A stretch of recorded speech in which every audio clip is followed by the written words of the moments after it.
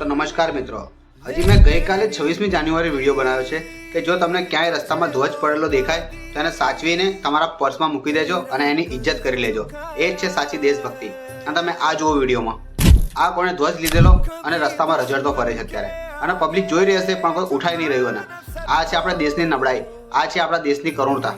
હું સરકારને નમ્ર અપીલ કરું છું અત્યારે કે આ ધ્વજ જે લોકો વેચી રહ્યા છે 26મી જાન્યુઆરી 15મી ઓગસ્ટે, એના પર સખ્ત નિયમો લાવો કે જે ખરીદે છે એને સાચવીને રાખવાની જવાબદારી એની રહેશે. કારણ કે ધંધો બનાવી રાખ્યો છે એને. તમે જો રોડ ઉપર લોકો લારીઓ પર ધ્વજો લઈને બેસી ગયા. સાચી વાત છે, વેચો, એને ફરકાવો, સાચી વાત છે, કરવું જ જોઈએ.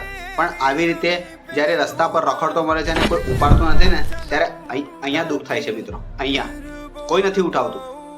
તો જો તમે લેતા આટલો આનંદ અનુભવો છો અને પછી આમ છતરીઓ આમ હાથમાં લઈ લઈને ફરો છો, તો 27 તારીખે જ્યારે તમે રસ્તા પર પડેલો દેખાય છે ત્યારે તમારી દેશભક્તિ ક્યાં જાય છે?